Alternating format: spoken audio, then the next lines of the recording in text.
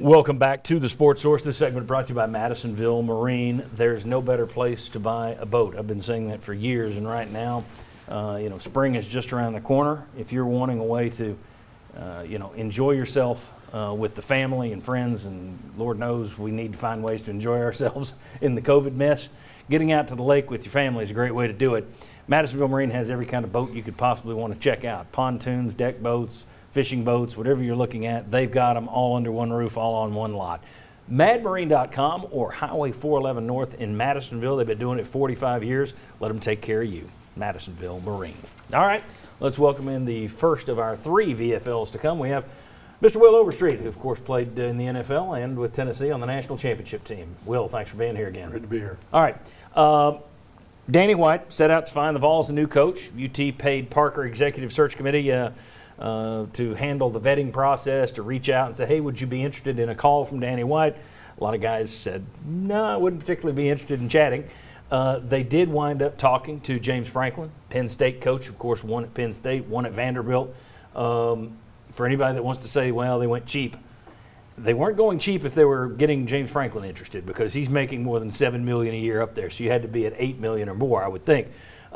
Turns out he's going to stay up there. There are rumors that he's going to get facility upgrades as a thank you for Tennessee dropping by. Then they turned their attention to Tony Elliott, who Danny White had looked at when he was at UCF. That's the offensive coordinator at Clemson. Hot name in the country. While I wouldn't have handed it over to another coordinator, that was where he was going second in terms of main guys. And he stayed at Clemson and got a raise. And reports say that Dabo Swinney was one of the reasons he's like, you don't want that job. So you look at those two, and then rather than going further down the rabbit hole, Danny White goes back to a guy he knows in Josh Heupel at UCF. I can see a negative side to that. I can see a positive side to that. Your thoughts on the search, where it went, where it landed? It's interesting. Because like you said, I can take it one of two ways, right? That was he this guy Heupel? Was he always kind of in your group, and you were always trying to talk people into it and saying, I really think this is my guy. I think he should be up there in the top three. Or did you get through your first couple and you said, well, I know this guy and I know how to work with him. Let's just get him in here instead of doing more. So it depends what that mindset was in Danny White at the time he's making that decision. Did you truly think this guy's the guy that can do this job and I'll die on a mountain hill for him? Or I know him and I can get him? That's two different directions of how you took this approach. If it was, I know him and I can get him, I'm still standing by my thing that you go with an interim coach until you find who you want. If he's your guy that you're saying, listen, I think he's the guy and I die on this mountain hill and I'm going to go for it and I'm going to try to convince all you to take him, hey, that's his call. He's worked with the guy, and if he believes that, bring him in. That's the goal. That's the goal, get a guy that can make the hard choice, and if he believes he's the guy, then make the choice. Yeah, we talked about it last week. You don't want to start panicking and wind up with the Derek Dooley hire where, well, he's the best available. Right.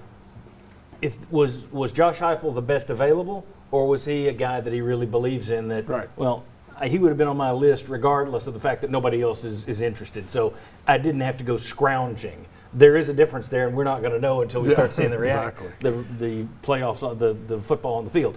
Jimmy, your thoughts on the search and the hire? I think that Danny White had a list of 10 candidates, and he went through, and he had maybe Heupel 5th or 6th on that list. He couldn't get 1 to 4 or 5, and he said, okay, I'm going to the next name on the list, and that ended up being Josh Heupel. I don't know who was below Josh Heupel, but I do think he had his list, and when he couldn't get the ones that he initially sought, then he went to the guy that he thought was the next best candidate on the list. So I think that's the way it played out. It's also a guy that obviously he's familiar with. I would think that he believes he can do the job, or he wouldn't have been that high on the list of Danny White. But I think that's kind of the way it played out. Vince just didn't have a lot of interest in the job. We've tried to explain that on this show. There are still people who don't grasp the fact that you've got sanctions coming. You've basically torn up contracts with the last two coaches, if you count Schiano in there. That doesn't help you with a coach. It's a high-pressure job. Folks around here don't want to hear it, but the national media all references the Tennessee fan base and how difficult it is to deal with. And they look across the country. This is a place that it is tough to deal with the pressures. Your thoughts on It's not a great job, so you wind up with this guy. Is it a default position that, he's our fallback? Or do you think, no, there's something here? Well, I think to a little bit to Jimmy's point, you can have best available and believe in. I think that was the case. Now, was he number one, like Danny White talked about at the press conference? I find that hard to believe because there are so many other people that I think would have, in a normal situation, would have been interested in it, but were clearly not. And so I think there's some risk in Josh Heupel. I think there's some positives as well. The offense, the quarterback development, the fact that you did get this done quick and give you an opportunity to try to win quickly, which seemed to be pretty important to Danny White. But then there's a long list of question marks as well. Doesn't mean he's not going to work out, but there are plenty of things that you wonder. The Power 5 experience, has he done it long enough? The decreased record, I mean, go on and on with things that have been brought up. Does he understand the CEO aspect of this role more than just being a ball coach? You can't just be an offensive guy and a ball coach. You have to know everything else that comes with it. True, but I'll take somebody starting with being a ball coach. We didn't have that with the last one, apparently. And to that point, I think that the job was too big for Jeremy Pruitt. I think it was too big for other coaches, Butch Jones, Derek Dooley. So to that point, that is one thing that you don't really know until he gets in there. Yeah. Let's go ahead and put his contract up there. Well, you've seen this, I'm sure, but we'll just put the stuff up there. The main thing is, if the NCAA hits Tennessee with a bowl ban of 2 or more years, he's going to get a year added to his contract. If there are 8 or more scholarships that are reduced, he gets a year added to his contract. And you see, it will be the full buyout if he's fired before December of 2023. It drops from there. And by full buyout, I mean it's the full salary that they owe him if you fire him before then.